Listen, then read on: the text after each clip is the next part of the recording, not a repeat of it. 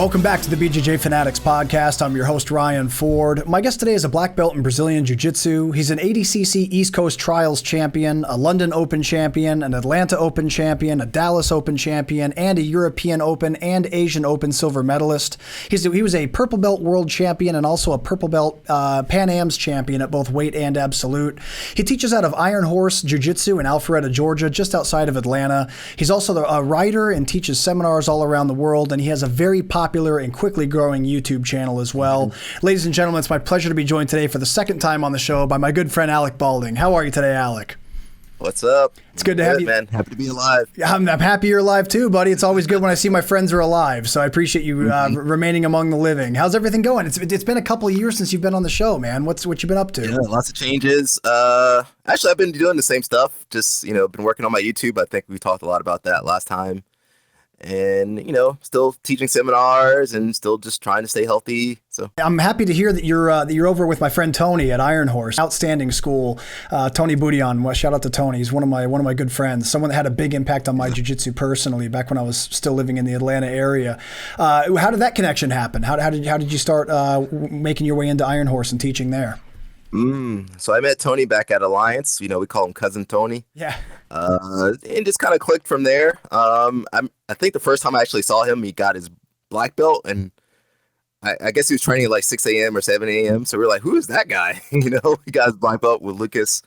And then he started training with us in class, and then that's kind of when we started clicking. So I knew Tony from back then, so probably a decade ago. Excuse me. And then he opened his school, I think, prior to COVID. And then I moved back to Atlanta after COVID. So we just kind of clicked. And I wish you could get Tony on here, but we started off in like a rec center. So, where they play basketball and stuff. We had like some rollout mats. And he just recently, or a year ago, he got his own location. So he's been growing steadily.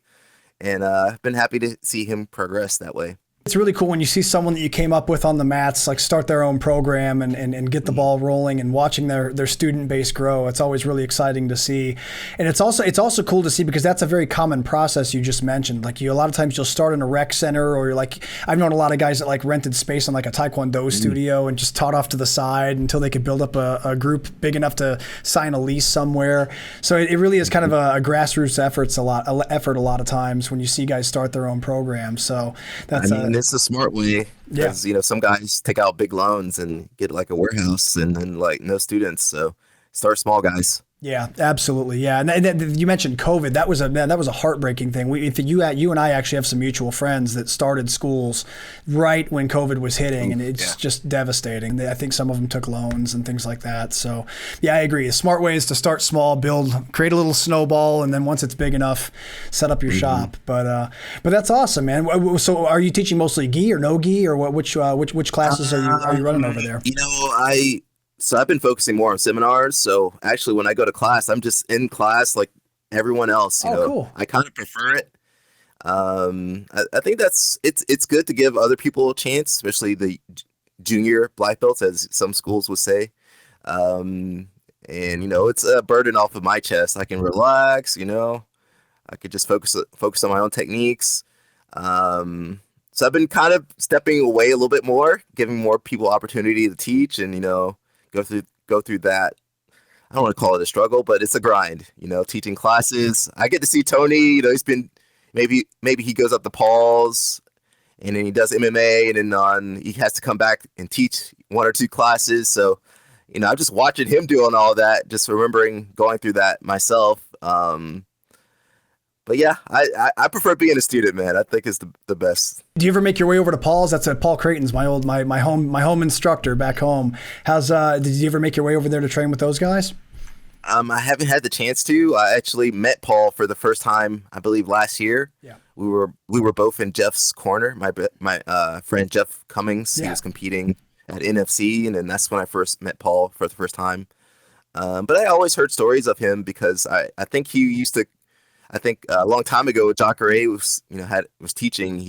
I think he went back to Brazil and got stuck there. So it was like up to Paul to like run the program for a few months. So that's kind of how I knew of him. And of course, old pictures of like those guys doing MMA. Paul's a great guy, man. He's one of the nicest people. I always say that if someone has a problem with Paul Creighton, the problem surely does not lie on Paul Creighton. It's the other person's issue. He's like the nicest. He's like the nicest guy. Yeah. I never heard anything, nothing but good stuff, you know. Let's talk about your YouTube channel, man, because I know that's where a lot of your primary focus has been on. When we were first talking a couple of years ago, it was kind of a budding thing. Now it's you're fully involved in it. What's it been like? Tell us about the growth and the ride so far. You know, something I've been working on for a long time, actually. I remember a friend of mine telling me to start, you know, doing social media back in 2016 and earlier. And I remember not taking it very seriously, which I regret. I wish it's never too late, but I wish I had put more energy into it. Yeah. And then, you know, I think when I was living in Sweden, that's when I started getting more serious about it. And then my friend John Thomas, you know, also pretty popular on there. That's when he started getting into it more so too. And it's kind of grown from there. And then, of course, had some highs and lows on there. But I think this last year kind of found, like what I think people would like and also what I like to do. And it's kind of coming together really well. So it hasn't been easy. It's been a lot of trial and error. And sometimes I think even like my last video didn't do well, but I think it was a good video. So I'm still working on it. You know, I haven't mastered it yet, but I'm enjoying it. I think, you know, kind of COVID kind of taught me that, okay, you can't always physically teach people, or you might not be able to, like your body might be jacked up, you know, jacked up knee, shoulder, elbow, something. But online, you know, through podcasts and other social media, you can make a living, you know. You don't always have to win the big tournament, you know. You don't have to go out there and get destroyed all the time. You know, there's other outlets. And it took me until, you know, probably now to kind of realize that. Yeah.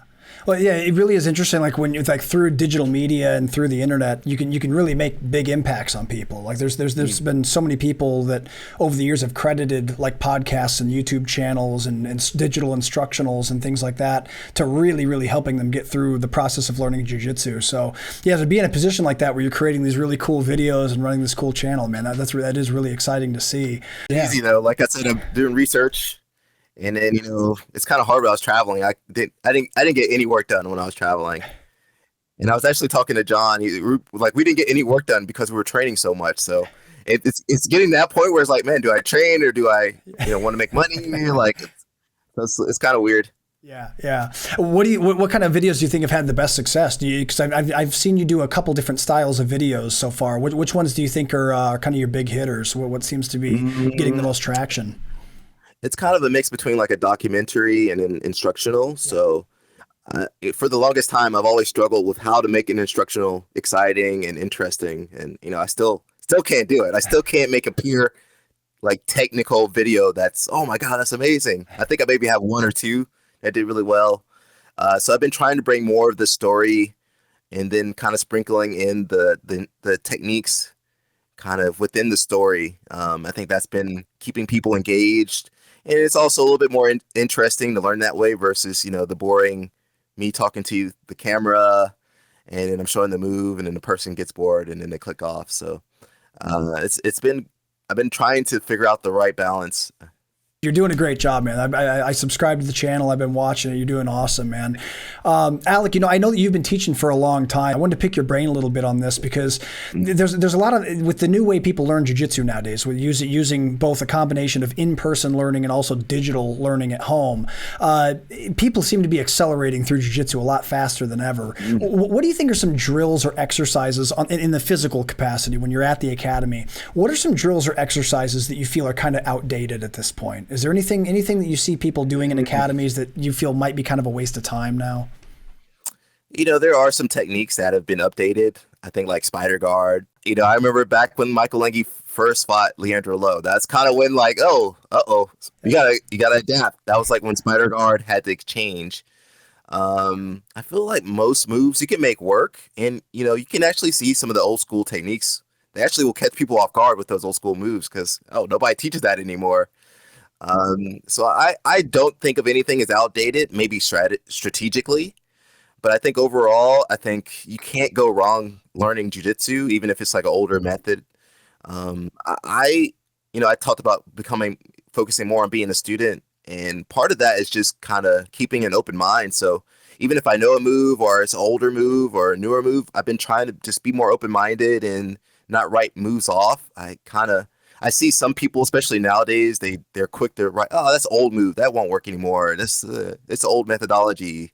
But I just kind of like take a step back and try to see value in the techniques, because I mean, I don't think there's any bad technique. It's just usually the application of the technique that's maybe off. But even some of the old moves that you're like, nah, that'll never work, and then man, you hit that old move and you're like, dang. It's old for a reason, man. If it's still around after all this time, and it's probably because it has some value, right? Yeah, let me ask you this. You were talking about how you've taken a step back now into more of a student role again. How has that impacted your learning? Because I talk to a lot of people that teach classes, and we often talk about how teaching does help enhance their own game. Like it kind of makes them go, when they're explaining techniques to someone, it forces them to go over techniques, to go over details in a more focused way, and in turn helps them reinforce things that they do in their mind and makes them better at what they're doing and just by teaching. Did you find that to be this case with you when you were teaching? Did your jiu-jitsu grow more as a teacher, or do you think it's growing more as a student? I think teaching, when I first started teaching, I thought, man, I'm going to get so good. I'm going to get so good. And it didn't work that way. Really? It just really? No, it didn't work that. It wasn't immediately. It was probably years later where I was like, okay, I'm getting, some improvement. I think it does kind of clarify some details for you, especially when you got to re-engineer what you're doing. I think that's, for a lot of people, they can do the move, but then it might take time to figure out, oh, that's how I do it, or I do it because of this. I think it's just, it's a stage that you got to hit. You got to hit the stage where you're teaching, and then you're going to get those what if questions. I was talking to Tony. You get those what if questions where they're like, what if the moon falls down? What if, I don't know. The what if questions never end. Yeah. But I think as long as you're thinking logically, I think, and you can reason why you do a technique and how you do a technique. I think that's what teaching taught me. And then being a student, just I think I kind of touched on it, but kind of just made me more open to more techniques. And then as a teacher, you kind of like, I don't know, I feel like you usually have to have like an idea of what you're, showing, what you're doing. And then you don't really have as much time or room to really maybe explore just other things. I don't know. I think your mindset, even if you're teaching, you should be still open-minded to new techniques, but you do have to be a little bit more focused, especially if you're, teaching a class. You got to kind of direct everybody towards the same direction. Versus when you're a student, you just got free reign to do whatever you want to do, work on whatever you want to do, and yeah. From the lens of a competitor, because you're a very successful competitor, how has that changed things? Like not having to bear the responsibility of running a class and focus on other people's development, being able to focus on yourself again completely. Has that helped you more in a competitive lens, do you think? Yeah, I think, especially if you're competing, it's kind of hard to teach and do both. I was watching something with JT, or I guess before ADCC, and he actually brought someone in to like run the class, because I think it was just too much for him to focus on himself and focus on the class. I think if you want to be a high level competitor, it probably helps to have someone else do the teaching for you if you're that lucky, or maybe don't teach maybe separate your training and your teaching. So, when you're training, someone else is covering the class, and then maybe when you're teaching, you don't even roll or anything. You just focus on your students. That probably is going to be the best, just to separate it.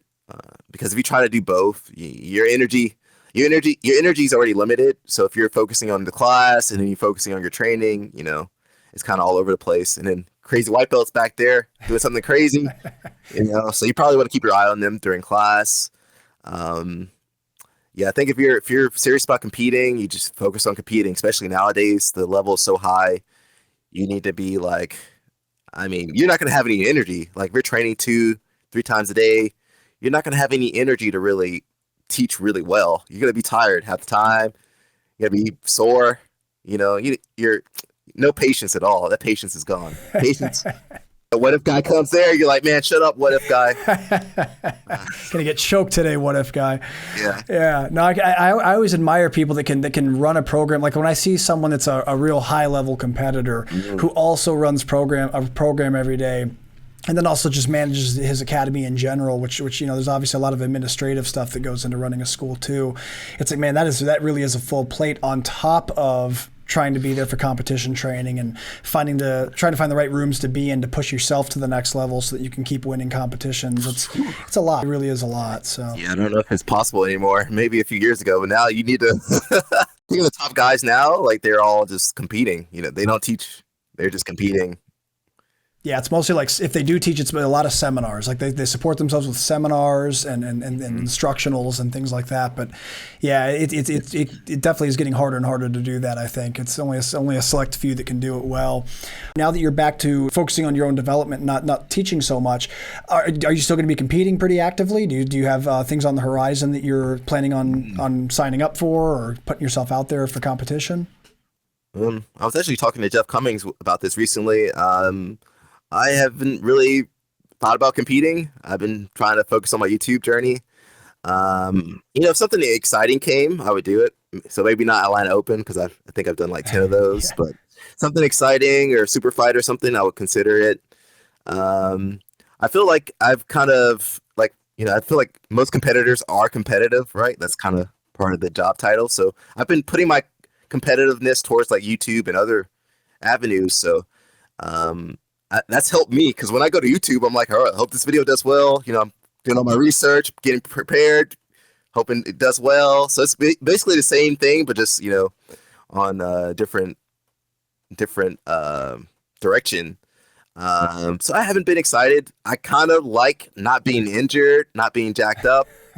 Man, every time I compete, especially now, I think past 30, it's like every tournament, something was getting injured. Even if I won, something got injured, something got tweaked.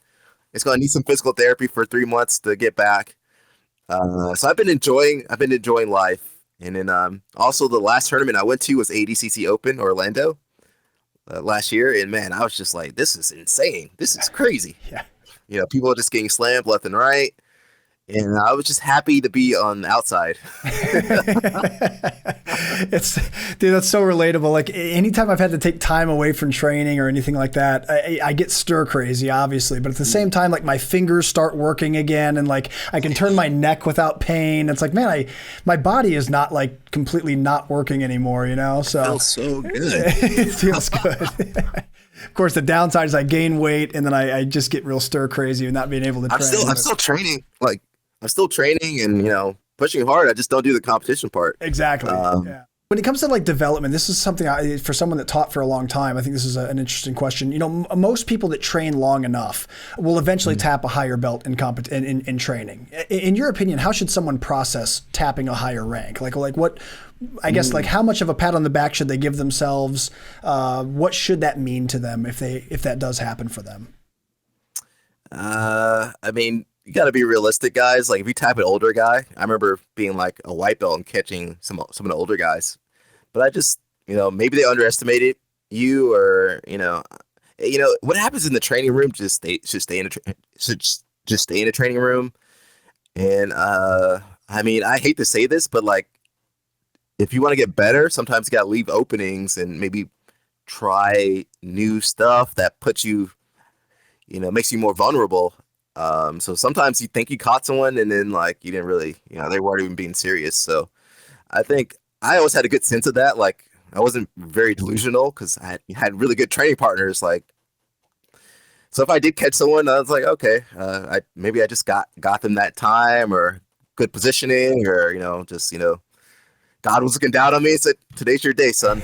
I mean, it happens. Probably happens more often now. I don't know. I just don't. If you can do it consistently, then like that's when it's like, okay, man, you're actually getting good. But if it's like a one-off thing, um, I wouldn't be celebrating with a pat on the back or anything. I just keep moving, shake hands. Usually they're gonna go serious afterwards, like if you catch them off guard and the second round, good luck.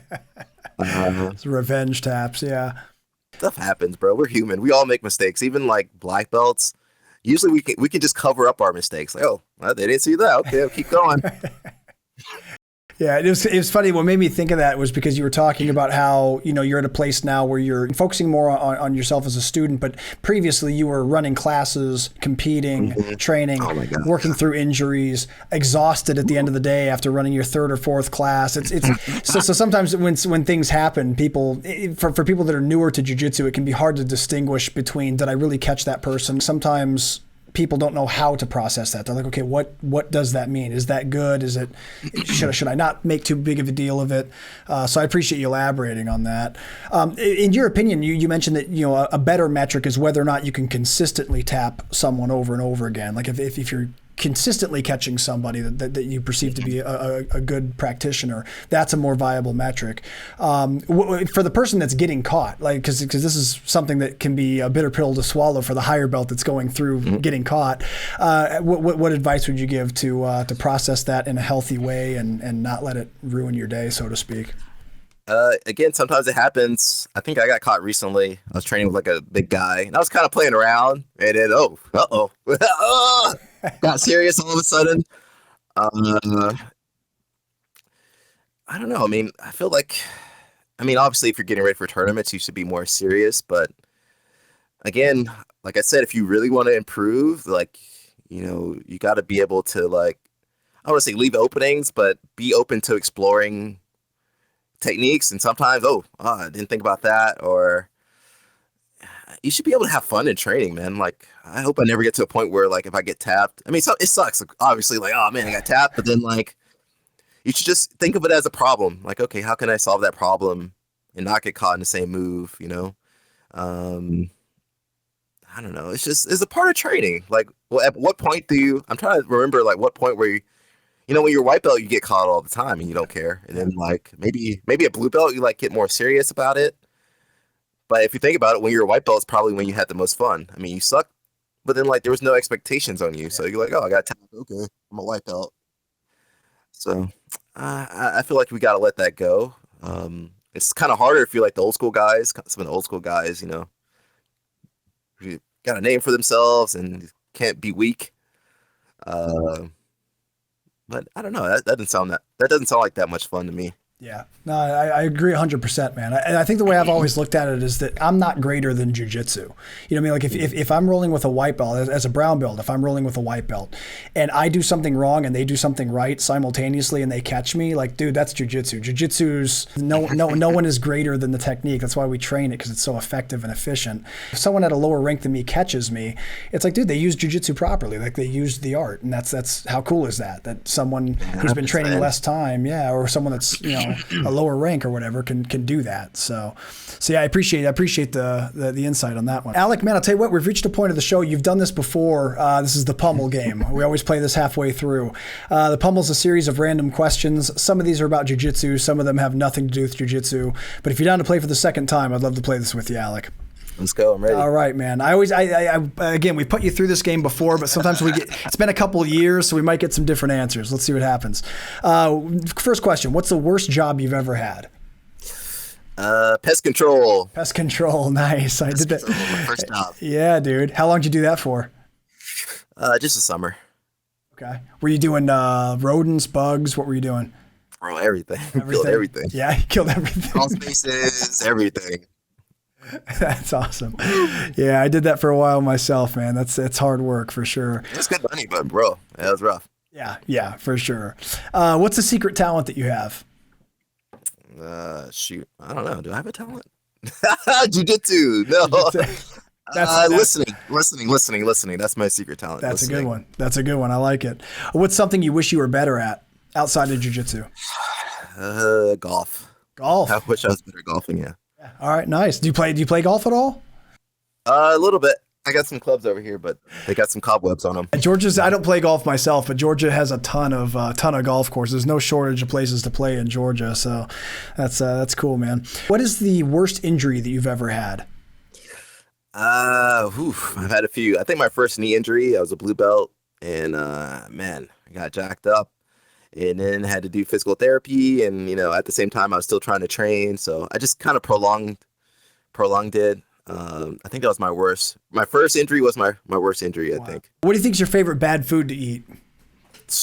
I've been trying to eat healthy, guys. Just healthy.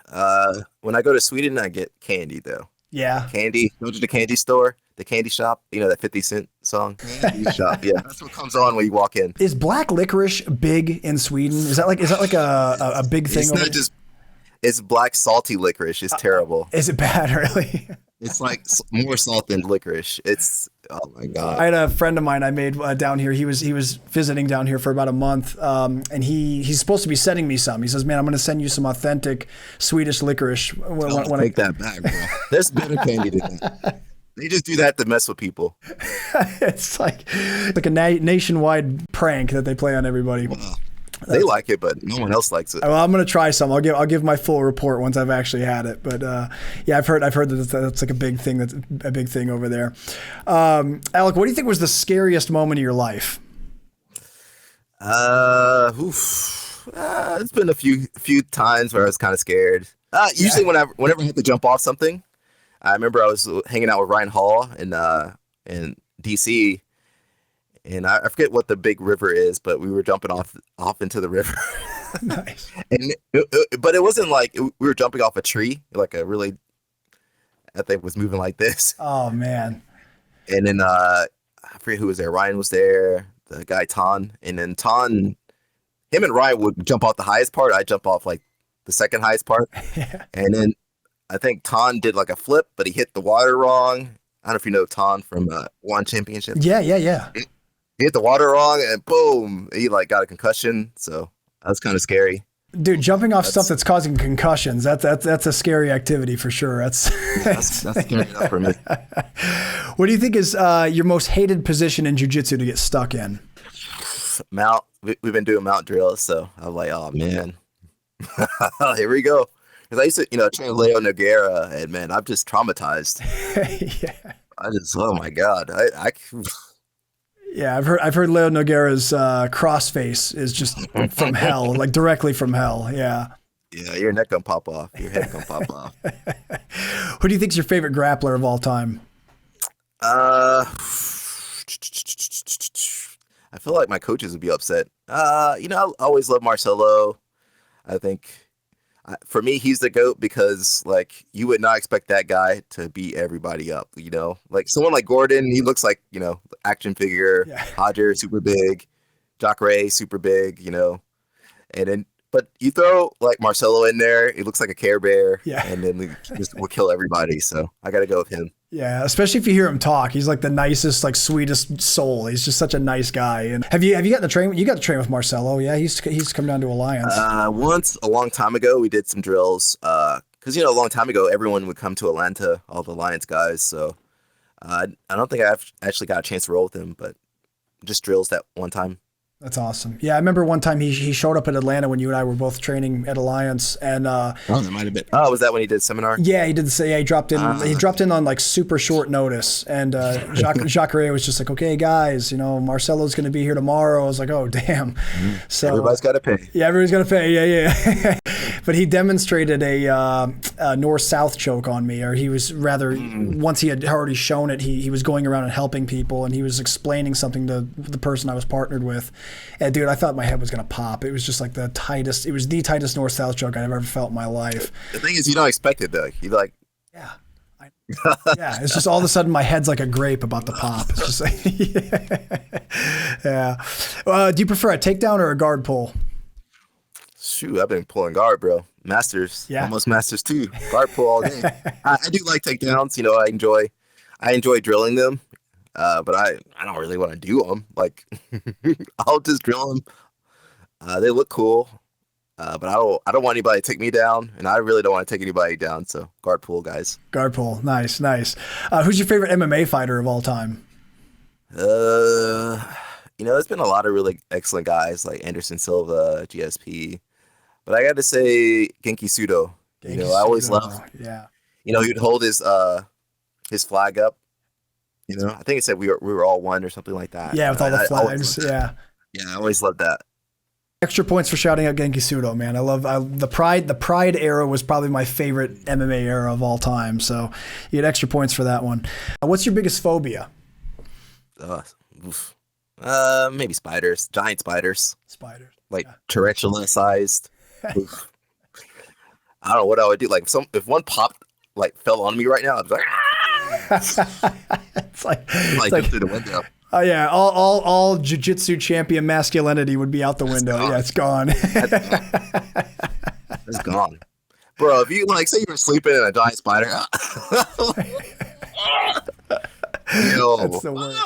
You ever see people to travel to jungles or tropical places and they end up sleeping in a place where there's those net tents around the bed and they turn on a light and there's just the net's covered in different various. My eyes yes. I go back to sleep. I'm going back to sleep.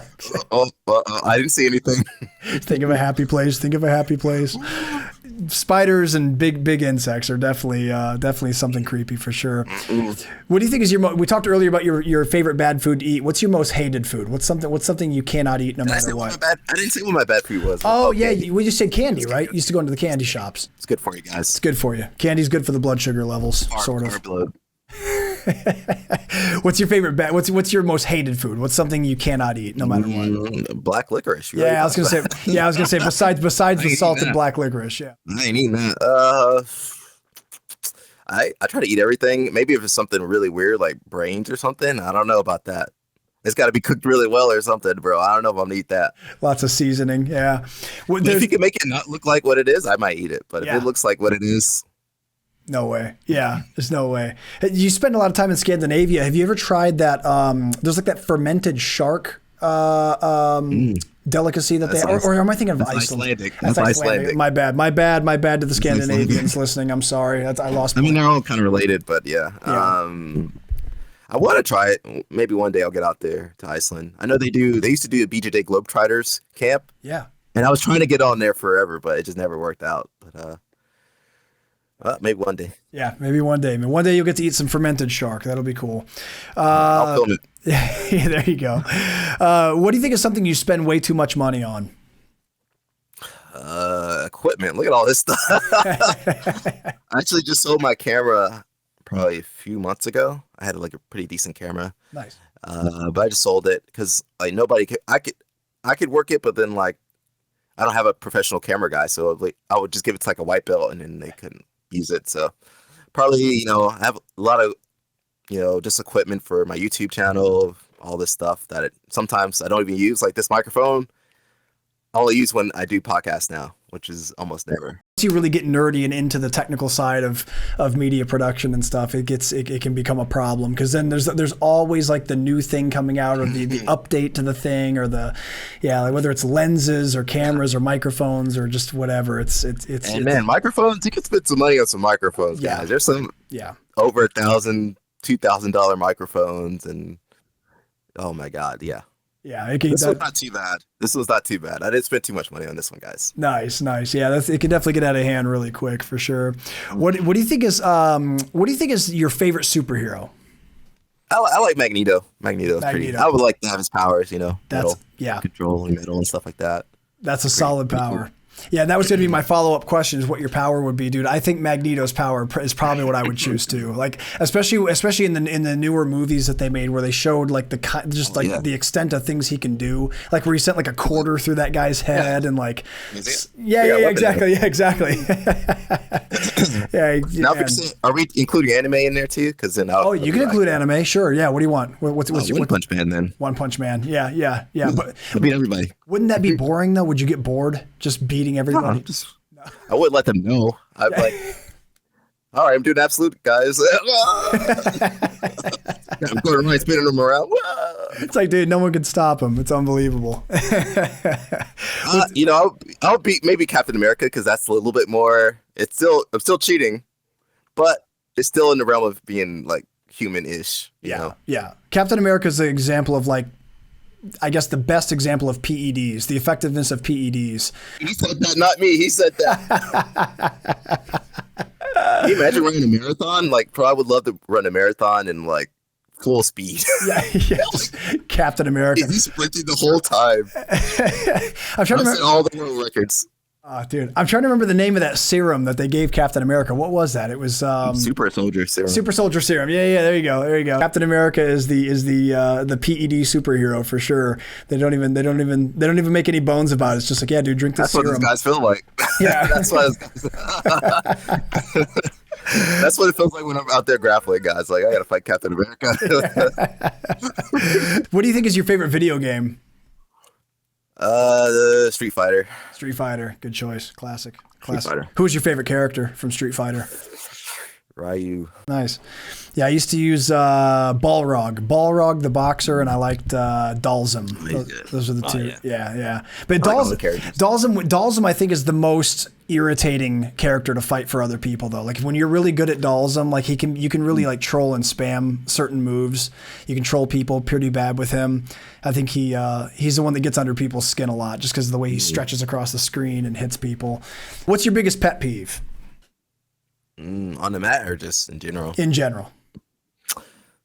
What's it called when someone always one-ups you? One-upping. Yeah. Oh yeah, I just always like, man, why you gotta do it like that, man? I'm pretty chill, so I don't really get pissed off that much anymore. You know, when I stopped teaching as much, that's when I stopped getting pissed off as much.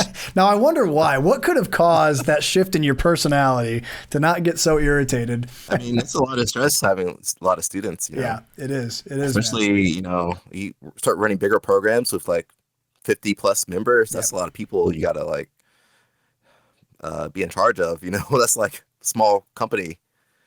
So it's a little rough. Absolutely, man. What's your biggest on the mat pet peeve? Shoes on the mat, bro. Shoes on the mat. Yeah, that's a deadly sin. Yeah. It doesn't bother me as much now, but when you're teaching, you're like I would be hypersensitive about that stuff.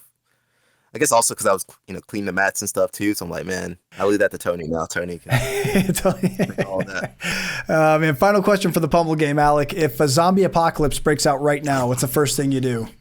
Oh man, I'm probably screwed. I'm gonna find a katana.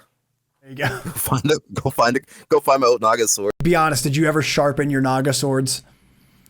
No, but I did try to cut stuff. You did try to cut stuff with it, yeah. Some branches in the back, yeah. I know a few people that took their swords to a place to get them sharpened because when they give them to you, they're completely dull. But yeah, I knew a few guys. Just go buy a real sword at that point. Exactly. Yeah. Well, Alec, that was the final question for the Pummel game. Congratulations, you win for the second time. You got your double underhooks. Alec, you have an excellent instructional with us here at BJJ Fanatics. It's called Keeping the Guard. We talked about it last time you were on the show. It's obviously all about guard retention.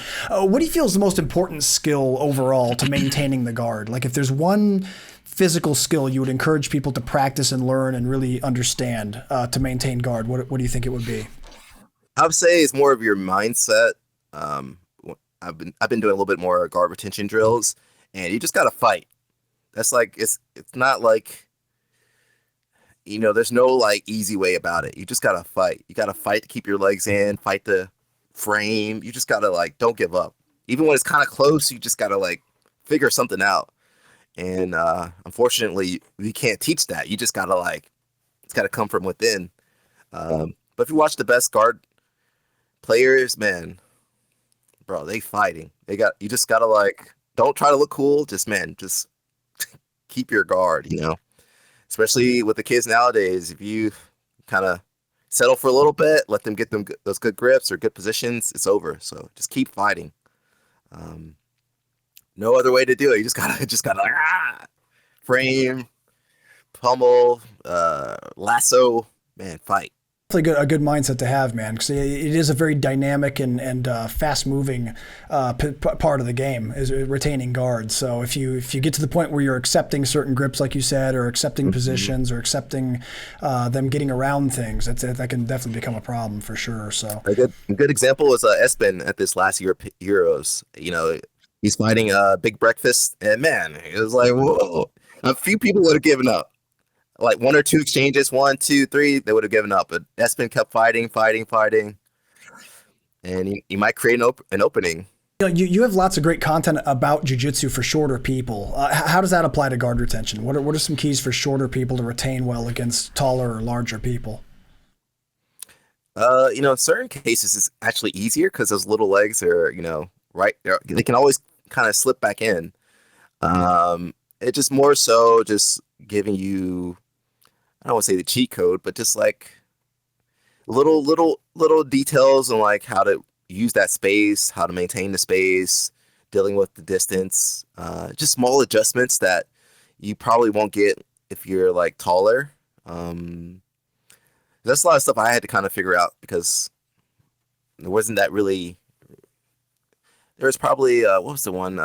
Octavio Souza is probably the only short grappler I remember like that played guard, but he would play like close guard. Otherwise, there was no short people to kind of look up to. Maybe Marcelo, but it was more so Nogi, not so much Nagi. But it's just like small little adjustments. That's kind of when I do teach, it's always small little adjustments, kind of adding on to what people are already doing, not really deconstructing what they're doing unless it's like really bad. And just finding like that right little piece. Like, imagine there's a puzzle and there's like, oh, there's a missing piece here. Put it right there, boom, and it helps people immediately. Yeah, that's what I would consider my short guy guard system is just like the small little piece that you never really thought about that, oh, it makes sense once you hear it. What's a common mistake that a shorter guy might make when trying to take on someone bigger that you think is a common occurring mistake? Trying to spread themselves out too thin. Sure. So instead of playing tight, you kind of, it's counterintuitive. You want to play, sometimes you want to like extend, but usually it's going to work better if you just play close. And that's usually it. It's just playing close. And there's little details. I was talking to someone recently. It's like with all these like instructionals and stuff, and all the online content, you still need that in-person kind of view. You still need that instructor that's in there that can kind of just guide you, because there's always going to be limitations online and through the videos, or maybe cases that we forget or we miss or we don't have enough time to cover.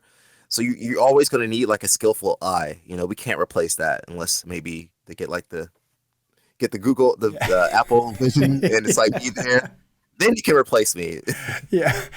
Dude, that's going to be an interesting advancement to see how if and how that impacts jiu-jitsu, because that stuff is crazy. I was just watching videos. I'm waiting for the influencers to start using the jiu-jitsu influencers. Oh, they got to make some more money. Dude, it's gonna be wild, man. Do all the skits and stuff. I was just watching a video of like people walking down the street in New York, and they're like walking across a crosswalk and like, swiping their hands and touching stuff. It's like, dude, where are we? What is happening right now? So it's yeah. Really good. Casey Neistat. I don't know if you know who that is, but he's really big on you. Casey Neistat. Oh yeah, sure.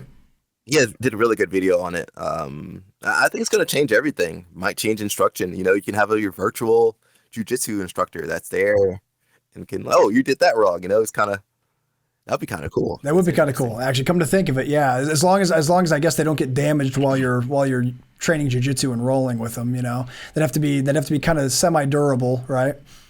I think they should be. Hopefully, they cost enough money yeah, for the amount you spend on them. Yeah, we were talking earlier about we were just talking about guard players who are smaller playing against bigger people. What variations of guard do you feel are inherently better for smaller players? Are there any variations that you think are real easy for most people that are smaller to adapt pretty quickly? I feel like deep half guard is super easy for me. De La Hiva depending on how you play it. Reverse De La Hiva, really easy. Butterfly guard, easy. X guard is easy for me to like get my legs in and out. Anything where you don't have a lot of space, you're gonna do well as a smaller grappler. And even as far as like retaining my guard, like it's super easy. Like say we do mount drills, it's easy for me to I'm gonna get my legs. My legs are gonna get back in. Like there's no way to keep my legs from getting back in. And then on the flip side, guards where you need more space, your spider guards. Sometimes De La Hiva can be kind of rough. Deep De La Hiva X, sometimes it ain't gonna work. Sit-up guard can be hit or miss depending on where you are. Yeah, I mean, there's always going to be trade-offs, you know? There's always trade-offs.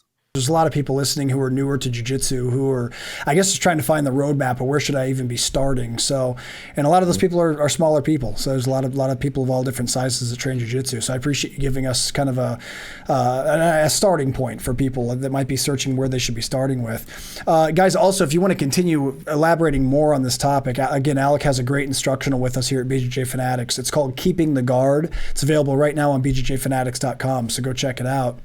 Alex, in closing, man, what are some of your major goals for 2024? What are some things that you hope to accomplish by the end of the year? A lot of my goals are health.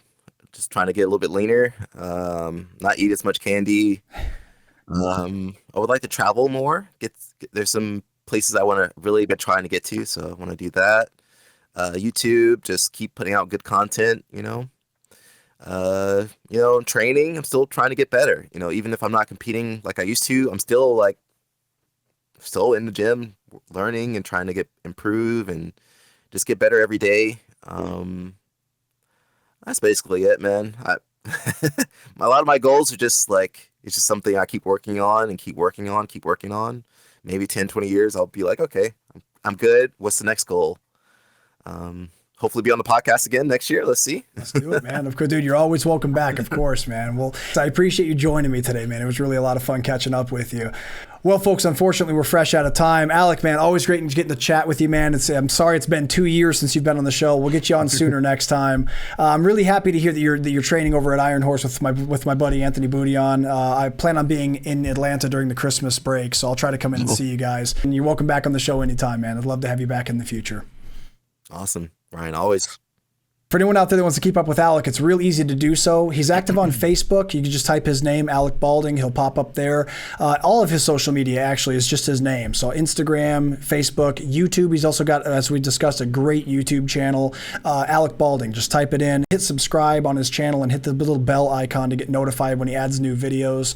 You guys can also keep up with his seminars and everything else he's got going on at alecbaulding.com. And again, if you guys are ever in the Atlanta area, he trains at Iron Horse Jiu-Jitsu in Alpharetta, just outside of Atlanta. And then if you can't make it to Alpharetta, you can always learn from him anywhere in the world here at bjjfanatics.com. We talked about his instructional Keeping the Guard, which is one of our best sellers and available right now, so go pick it up. And that's going to do it for this episode, everybody. I really appreciate you tuning in. Please stay tuned for the next episode of the BJJ Fanatics podcast.